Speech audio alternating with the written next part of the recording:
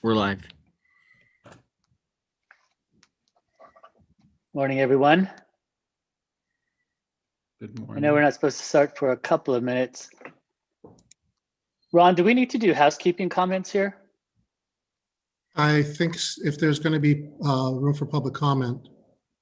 I think Phil used to, if memory serves me. I appreciate the heads He up did. on that, Paul. Thank you. So I don't have the housekeeping comments other than the general comments are, if you need to unmute your phone, *9. We ask everybody to maintain decorum, to have some patience. We'll get through the Zoom meeting. There's two ways to participate. One is on the internet and the other is on your phone. You can also call in. That information is provided on the public notices. And is there anything that I've missed? I think I've hit the main points. Ron? I think you're good. All right, we'll start in 1 minute. And the exits of the buildings. Yeah, in my house, it's down the stairs or out the window.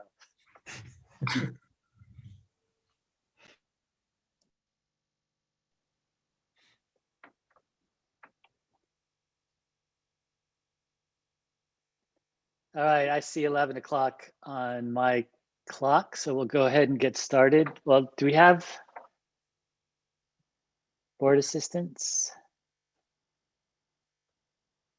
See if we've got a critical number.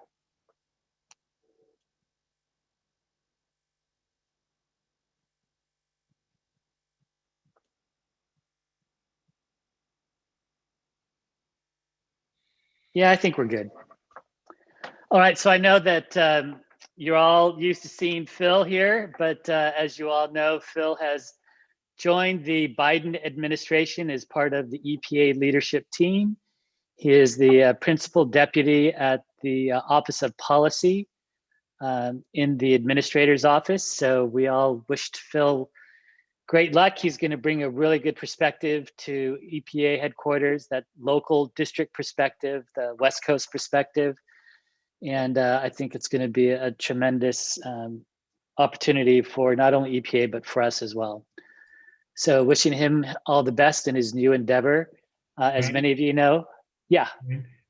Because you have experience with EPA, and I don't have a lot of direct knowledge of the inner workings.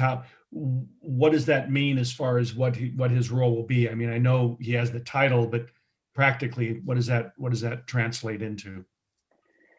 So he's in the Office of Policy. So within EPA, you have your NPMs, your National Program Managers. That's usually like the air, water, Superfund, toxics, pesticides. Those positions, the assistant administrator positions, require Senate confirmation. The assistant, well, it's not even assistant, the associate administrator for policy, which is in the administrator's office, doesn't require Senate confirmation. So in the hierarchy of things, if you don't have Senate confirmation, it's not as powerful as those that are Senate confirmed. But if you're in the administrator's office and you have access to the administrator and you're providing counsel and advice, it's hard to ask for more, right? You're just not running a national program, but you're influencing what those programs do, what the administrator sees. And in those positions, there's a lot of liaison work with the White House, with CEQ, and with other agencies. So it's going to be a real good opportunity to be able to weigh in. And policy, when people talk about EPA, a lot of people don't realize that EPA is really siloed, and there's very few offices that get to see everything. And I remember being told once that out of 17,000 people at the time when I was at EPA, that only about 35 people see everything. So it was the regional administrators, the administrator's office, and legal counsel. So it kind of gives you an idea of how compartmentalized the organization is. But he'll have access to a lot of different areas, and because of that, he can have tremendous influence. That's why I was wondering, because I know they are compartmentalized. And I didn't know how big his scope would be. Yeah, being in the administrator's office, he gets a broad scope. Will you have any influence on the 0.02 gram petition that the district has submitted with other states? That's a good question. I think ethics would basically ask, is there an issue for which his former employer is engaged that he may have been directly engaged on? And I think they could make an argument. So he might just have to be sort of kept away at arm's length on that one. But on that one, Fred, as you all know, Matt's, part of the review committee for OTAC, Office of Transportation and Air Quality. Sarah Denham, we have good relationships with her. I mean, we should have the ability to really get into EPA at a whole lot of different levels. Okay. Yeah. Any other EPA questions? All right, let's get to the business at hand, our upcoming board meeting on February. So I know we typically start in the back. I'm sorry, but before we start, so Phil would normally be here. Dr. Reese is filling in for Phil, and most likely going forward, she will be taking care of this. She's not here today because there was a prior commitment that she wasn't able to get out of. So let's go ahead and start with the public hearings, and item number 24, proposed rule 1150.3, emissions of oxides of nitrogen from combustion equipment at landfills is exempt from CEQA and adopt rule 1150.3. Susan, do you want to kick that off, or Mike? Mike is gonna take that one. Thank Good you, morning, Susan. Mike Morris, Planning and Rules Manager. For 1150.3, this will regulate NOx emissions from combustion equipment at landfills. There's a separate rule for landfills because of the challenges that they face. Specifically, they have a siloxane contaminant in their fuel, which makes controlling the NOx emissions very difficult. We went through a full BART analysis for these turbines, process heaters, and boilers located at landfills, developed emission limits for them. And at this point, we don't have any outstanding issues. We're expecting to see about 0.2 tons of NOx reductions from this equipment. And that concludes my presentation, and I'm available for questions. Thanks, Mike. Any questions? Not seeing any. And Bay, we don't ask for public comment after each item, right? Because it's agendized as one item, so we do it at the very end. That's correct. Okay, thank you, Bay. Okay, the next item is item 25, determine the proposed amendments to BAC guidelines are exempt from CEQA and amend BAC guidelines. Matt? So this is something we took to the Scientific Review Committee as well as Station Officers last time to update the BAC guidelines. They seem pretty straightforward. We haven't had any major concerns by stakeholders. So this is simply it's about an annual review process where we come before the board to update the guidelines. I think the biggest accomplishment is that Rita Loop spoke in favor of this. Rita was in favor of it. We did promote UV coating. So to those of you that are new to this position, that's almost unfathomable. So you can see some people smiling a lot. So that says quite a bit. All right, any other questions? Seeing none. All right, let's go up to set hearing. So Susan, you want to take the first item on that? Sure. So we'll be setting hearing for our continuous emissions monitoring systems rules. We refer to that as SIMs. SIMs are used to monitor pollutants. There's separate rules that are under reclaim for SIMs, and then we have our 218 series for the non-reclaim facilities. What we're doing is we're preparing for the exit of facilities out of reclaim, and so we're aligning all the SIMs requirements. Some of these requirements are 20 to 30 years old. So we're updating the SIMS requirements. Many of the provisions are just codifying what is currently in practice. There are some new provisions that in regards to the some performance specifications and on the certification. There's a succession of phasing in facilities as they would need to recertify their SIMs and update the software. And so this rule applies to only the largest combustion equipment. And so there's about, I think it was almost 200 facilities that have SIMs currently at their within their operation. So any questions?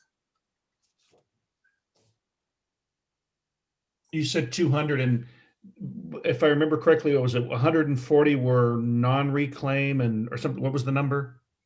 Let me see. I had that. It is, I think it was like I want to say 120 was reclaim and then 80 non-reclaim. And was those non-reclaim, were those like formally reclaim, or is that one of the? No, they're just not in reclaim. So they're essential public services and other types of facilities that have large combustion equipment, but weren't large enough facility-wide to enter into reclaim. Okay.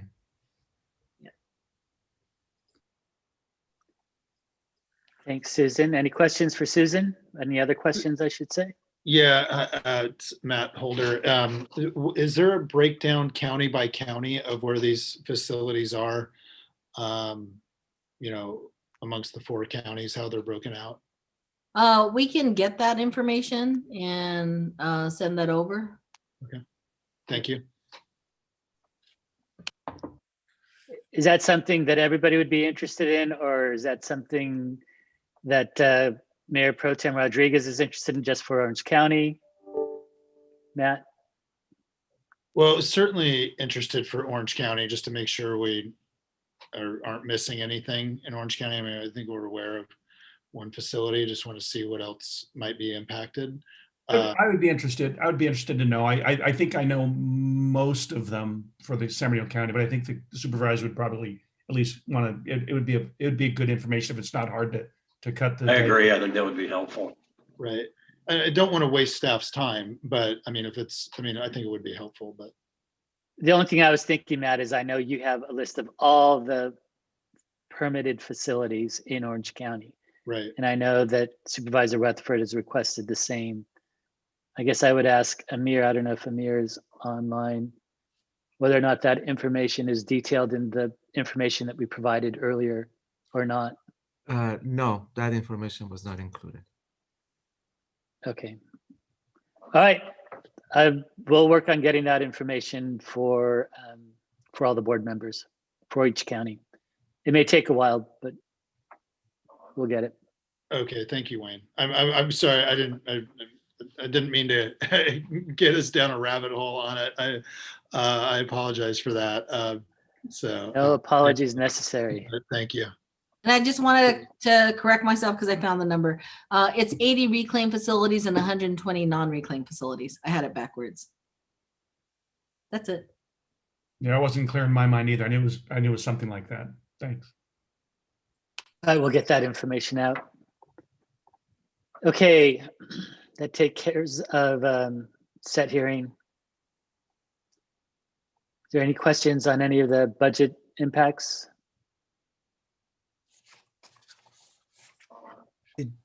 Wayne, did you want a quick one sentence on each one, or? Sure. Well, if people had questions, I definitely want to do it, but let's go ahead and do a quick overview, Matt. Yeah, so for the next 2 items, those are mine. The first one is in December, the board authorized contracts under the VW mitigation agreement for combustion and marine and freight projects. The board approved those. We now have an additional award that has become, is now eligible. And so we're simply asking the board to approve this additional award for $85,000. In addition, we are asking the board to approve funding for additional outreach under the VW program. As you may know, this is a statewide program, and so we're going to need assistance in doing statewide outreach. G&A is the contractor. They've been very successful in doing webinars and virtual events. So we think it's well warranted. And so the total ask is $135,000, $85,000 for the truck and 50,000 for the outreach. I'd be happy to answer. And Matt, are they going to questions. specialize in outreach to disadvantaged communities? As part of the project, as part of the VW, yes. Thanks. The next one, you may recall that we presented this at the admin committee. It's for the AB 1318 projects, the very large CV link effort that's going on in the Coachella Valley. The request is made to add the accrued interest. The admin committee agreed. And so we are simply adding the accrued interest to date, which is about 1.5 million, to the project costs. It's not going for administration fees, it's going to direct projects. And so we're asking approval to amend that contract. And the next one is Dr. Lowe. Green. So for this item, staff applied for the US EPA Community Scales Air Toxics Ambient Monitoring Grant and was awarded almost $750,000 to design and develop a mobile platform for measuring particulate metals, ethylene oxide, and other air toxics. The platform then can be deployed for evaluating air in potentially impacted communities. These actions are to recognize that nearly $750,000 in revenue to the general fund, and then appropriate nearly $675,000 to the STA and planning and rules budgets for the next fiscal years, and to execute purchase orders and contracts for equipment and services for the work under this grant. I'd be happy to answer any questions. Any questions for Jason? The next item is mine as well. It's a routine item we bring before the board every year. It's simply to renew our membership in the California Fiscal Partnership. The one thing that's notable, this is a decrease in our membership fees. So in the past, we've been paying additional for a Southern California coordinator. That's no longer necessary or warranted, we believe. And so we're only paying the membership fees. There's a lot of activity. The partnership is becoming, they're transitioning to an actual nonprofit. And so you'll hear more about that as we progress through the year, and it'll be likely reported by our executive board member, Mayor Pro Tem Rodriguez, but this is simply to renew our membership for the next year at $70,000. Be happy to answer questions. Any questions for Matt? No, I just wanted to reiterate that Mayor Pro Tem Rodriguez is a representative of AQMD on this and was supportive of this at committee. And appreciate all the work that Matt and his team do as part of this this group. Thanks, Matt. All right, Bay. Yeah, this is pretty much a routine item where we're seeking an additional amount of money, about $480,000 for ongoing lawsuits, legal proceedings, legal advice, and other matters for which we use outside counsel. If there's any questions, please let me know. Hearing no questions, we'll move on to John. Hi, good morning. This item number 8 is a similar item to the previous one. It's an appropriation of $100,000 into the Human Resources budget for Labor and Employment Council for contracts for pre-qualified law firms. Happy to answer any questions. Hearing no questions, John, you have the next one as well. Yes, this item has to do with our 457 deferred compensation plan. It has 3 parts to it. The first is to receive and file the annual report.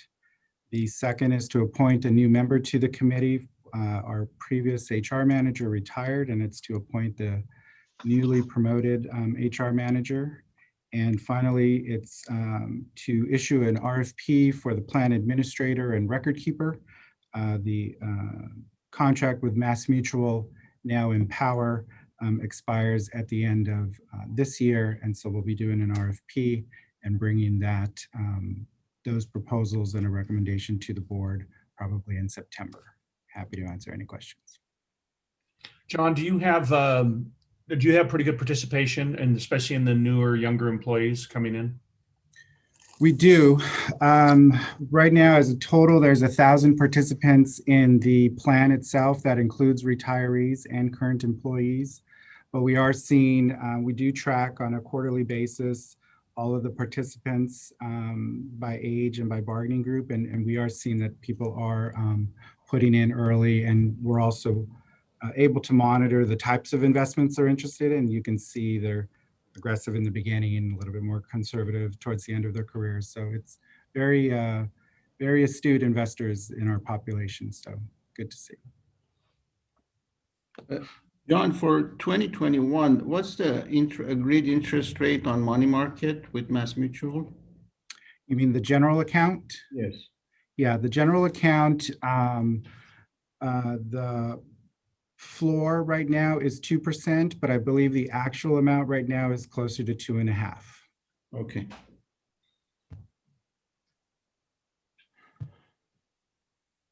All right, any other questions for John? Yeah, So- I have one. Or Go ahead, Ruth Ann. I just wanted to make a comment. I appreciate that the fund has exceeded its 3, 5, and 10-year benchmarks. So you guys are doing a great job with your fund managers. Thank you.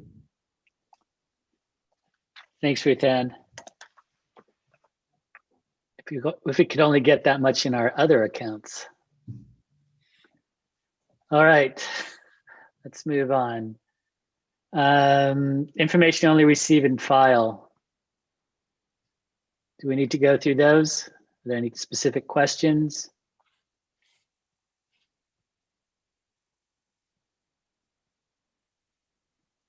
Okay, hearing none. Board calendar. Any questions, any thoughts?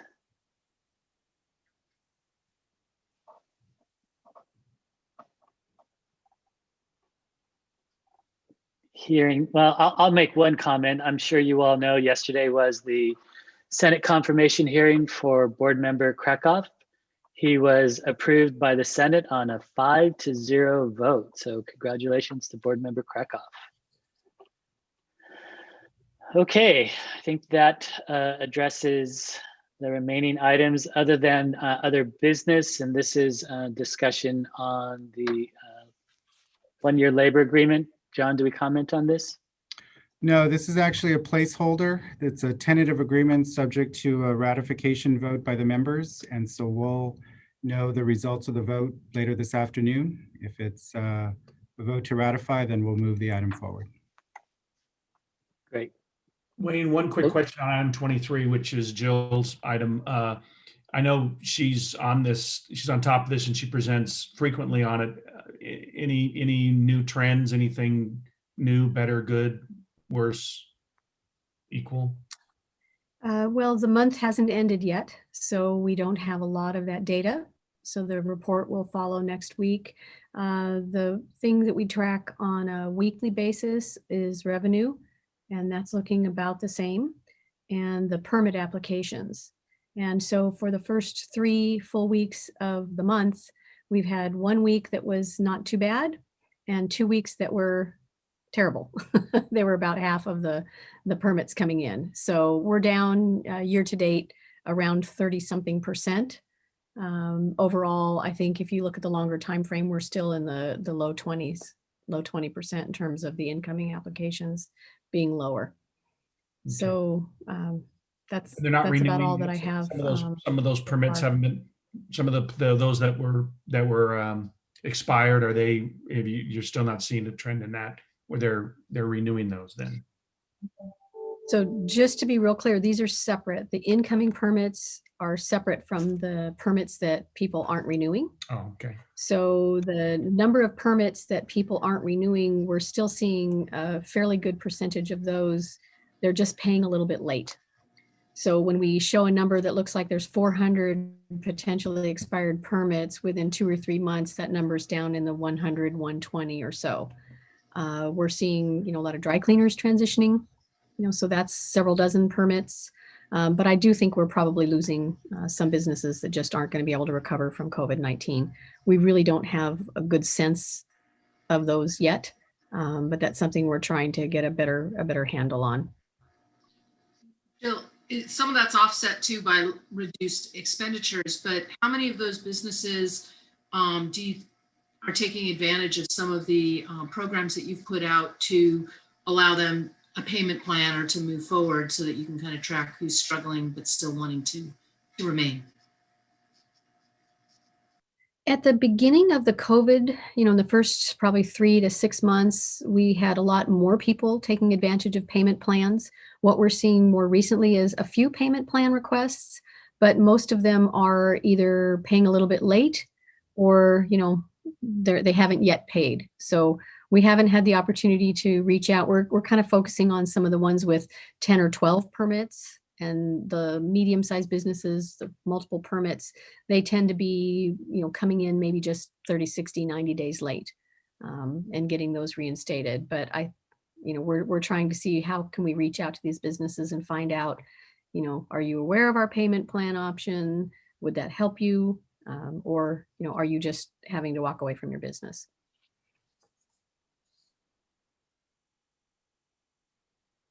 Do you have any other questions on that, Deborah? Okay, thanks. Any other questions on the agenda? I have one sort of dovetailing on what Deborah was talking about. Jill, Go ahead, Ruth Ann. Yeah, correct me if I'm wrong. I don't remember if you've said this in the past. Are there late fees and sort of penalties associated with these permits sort of kind of expiring? And is there any of that going on, or? Yes. The fees depend on the type of equipment and the size. So smaller equipment, it's generally a very small renewal fee, and it can be up to 50% renewal. But for the smaller ones, it's capped. So for a dry cleaner, for example, they may have $400 a year to renew their permit.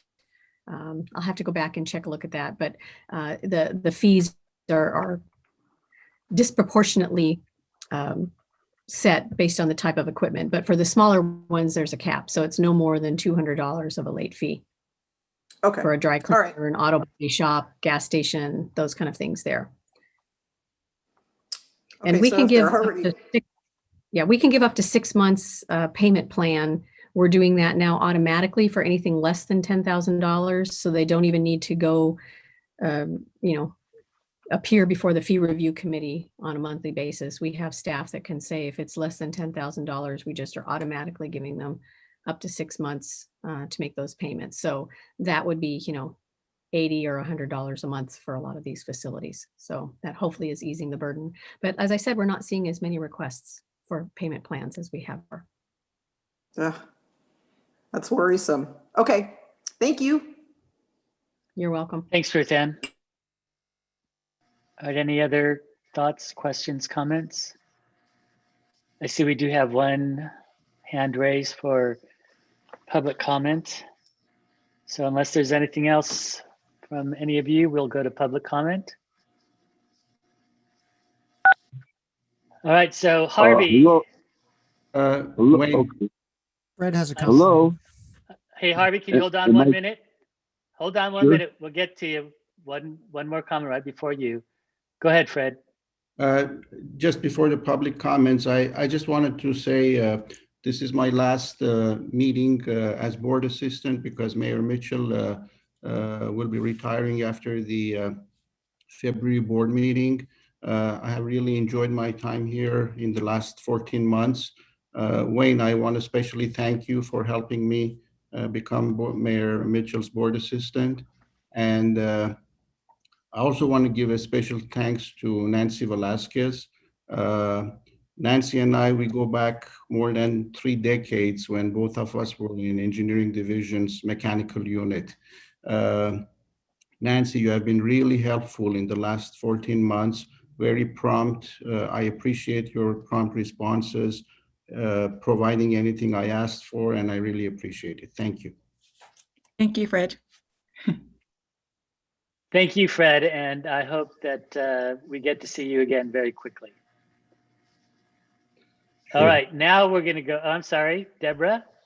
Just to dovetail on Fred is at the sunset, and I'm at the sunrise of coming to these back to these board assistant briefings, and perhaps after public comment, Wayne, we could introduce. There are some very familiar looking faces and names up here, but there are some new board assistants not just myself. I know I've been here a couple months now, but we haven't had the privilege of having a Zoom meeting. So perhaps we could go around and introduce so that we all know who's representing whom.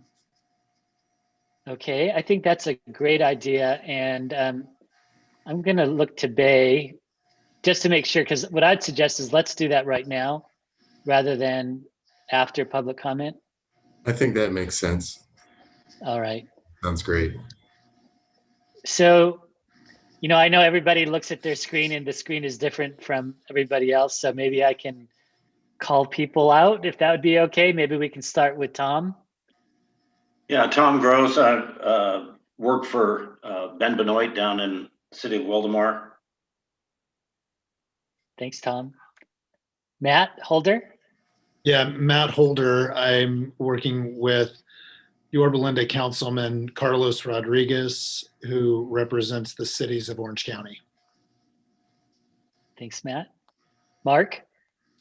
I'm Mark Taylor with Supervisor Janice Rutherford's office and her board assistant and deputy chief, and all around do whatever she says guy.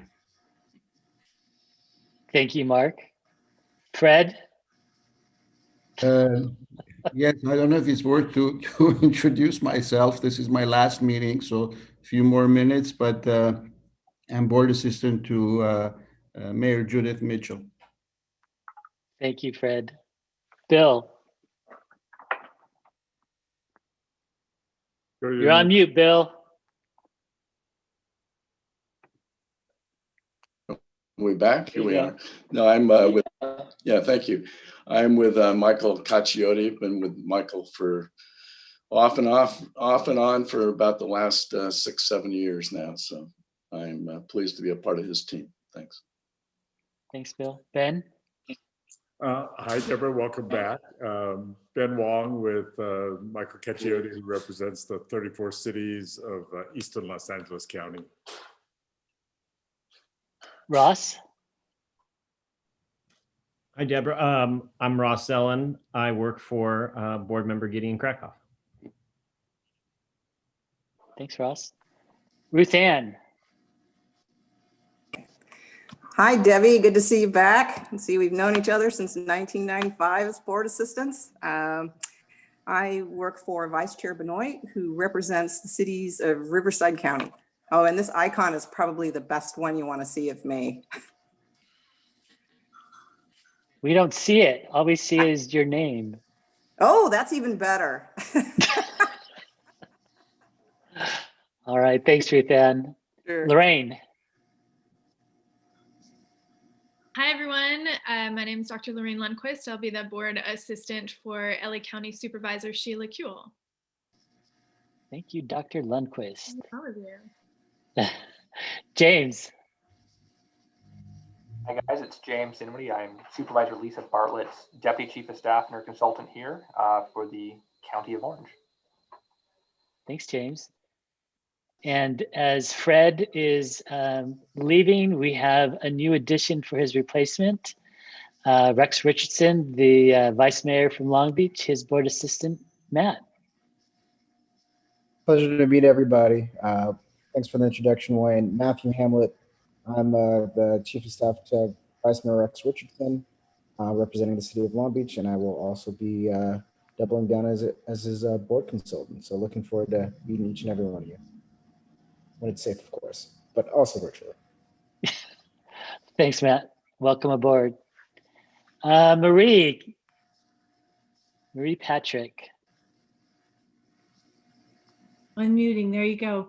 Hi, I'm Marie Patrick. I've been working with Dr. Burke for a while. And I would also like to thank Nancy for all her support over the years. And you too, Wayne, and everyone else. Thank you. Thanks, Marie. Is there anybody that I missed? And if anybody was wondering, I work for Supervisor Rutherford. Some of you might remember me as working for Supervisor Antonovich. You're not caught in some weird COVID warp. I'm now back working for San Bernardino County. It's a good thing you said that, Deborah, because I was about to say Mike Antonovich. Oops. Oh yeah, that's right. All right. So with that, Wayne. I'm sorry. Go ahead, Mark. And so, and I know there's a lot of changes, and so there's going to be a lot of switching around. The list that is actually, if you go onto the website, it's in need of a refresh. The board assistant. Yes.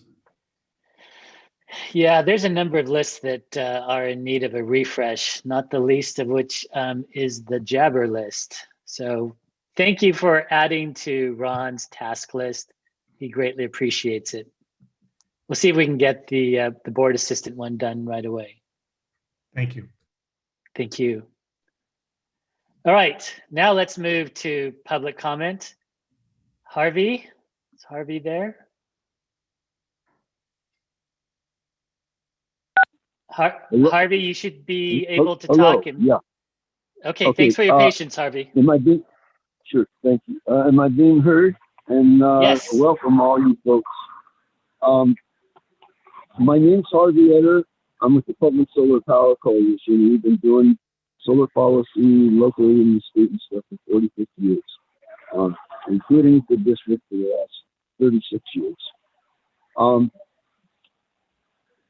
We've litigated and are litigating now, and only became aware yesterday of a petition, which we got a copy of through Jill. And this is part of comments and on Jill's up, so Jill can answer this. It says it's a bunch of environmental groups. I think this sounds like general public comment. There's a time for that later. Did you? Well, no, I want to know about the board meeting, which is what we're doing now.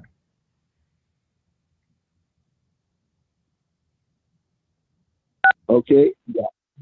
Okay. Okay. We're talking about this has to do with the financial report, and this has to do, that's relevant to that, and there needs to be a new plan, a federal plan coming down like in 91, okay? I think it's relevant. You want me to be myopic and whatnot, so be it, okay? Jill's talking about businesses that are going out. They're talking mostly like entertainment, bars, eating, whatever, hotels, okay? So that might be 10, 20, 30% of businesses, okay? Maybe that many of the jobs. We got a question here. How many are going out of business? And what is the tax advantages? Like Trump went bankrupt half a dozen times, and he used, the tax loss benefits of not having to pay federal taxes. That's one thing. And then what does it cost to pay for all these billions and trillions of dollars? And this is all these trillions of dollars and all these deaths. This is pneumonia added a couple million in a year. This is climate. This is SARS-3 straight up. Okay.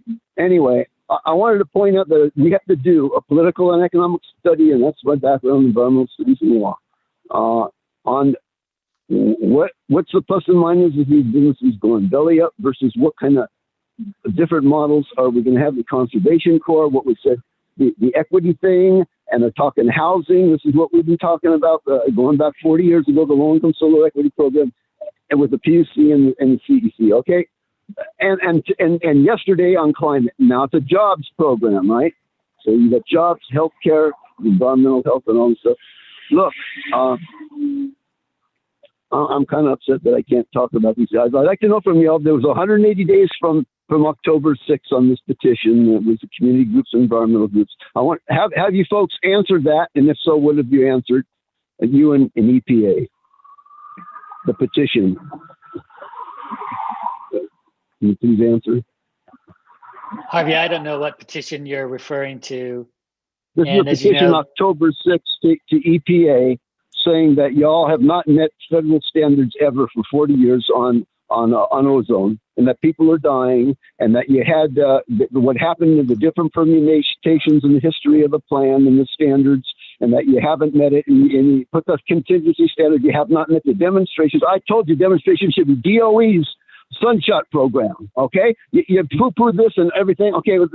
We've got people that'll listen now back east, and this is happening, and let's work together and don't pretend like you don't know what the hell's happened, because that's garbage, okay? We're a little beyond that. This is America.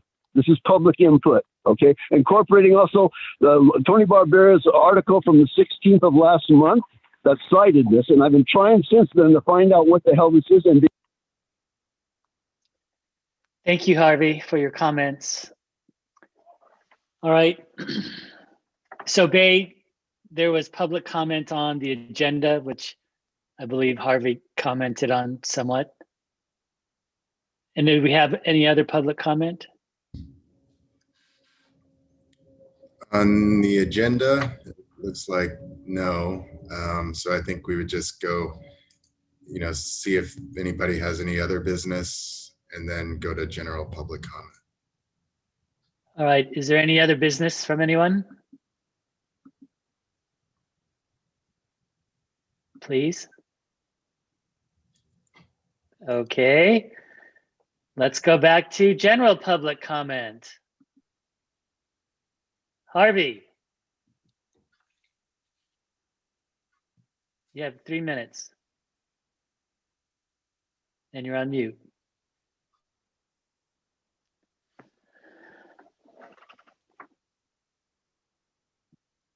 And you're still on mute. Ron, is it? There you go, Harvey. Okay. Hello, am I being heard? Yes. You are being heard. Hi, this is Harvey. Besides incorporating Barbaros's article from the 16th all the 27th of December, he wrote about excise. Has to do for District 2. And the 10th of September, he wrote about the fires and stuff. And I know Dr. Burke cited that, and I think he respects his input. Anyway, what's going on is, as you know, we were run on December 3rd of 19. We were run out of federal court and not allowed to file. Okay, this is very outrageous. Brought this up. Okay, in September we filed all kinds of stuff, including the litigation that we filed in 91, which is without prejudice, okay, and 92 on the 91 plan. That's the last time there was a federal plan. And we put in the solar, the immediate total solar conversion, we put in RICO, we put in the deaths, we put in the 40, 50 cities where the oil companies and the car companies wiped out electric transportation, which we're doing now, and it would have been solar 50, 60 years ago. All right?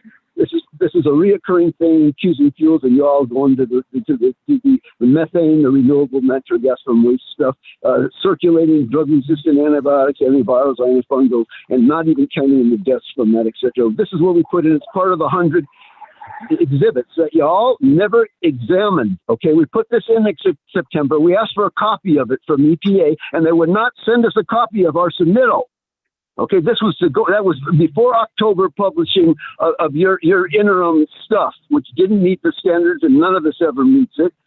And it was purging us, and you continue to purge us. And this is outrageous, and we're whistleblowers, and we're going with this stuff. We're whistleblowers. The climate numbers and the need for this is cost effective. We have the DOE sunshot after the moonshot. It's brought this stuff way down. It's all there. We know it. We got it was in the plans in the 70s, 80s, 90s now, and you backslid and did not have rules and regulations on it ever. And you did not have the technology assessment through the ATC and control technologies programs for 20, 30 years. Never did it. It's outrageous. And I'm incorporating yesterday's LA Times and before where they say that Biden and those are looking on climate and what stuff to California. This is garbage, man. And this guys, these community groups and environmental groups, that is the Public Solar Power Coalition. That's at our heels. And that has to be amended, that petition, to include what we put in, that our shades of now, your stuff for the new plan. Okay, that wasn't published till February in the Federal Register. We got to run out of court. Thank you very much, Harvey, for your comments. I hear no other comments. Is there anything else from the group that they'd like to raise? Otherwise, we will adjourn. Seeing none, we will adjourn. The next board assistant briefing is on Thursday, February 25th, 2021 at 11 a.m. Thank you, everyone. Look forward to seeing you all next week. Thank you. Thanks, everyone. Bye. Bye. Yes. very much. Bye. End recording.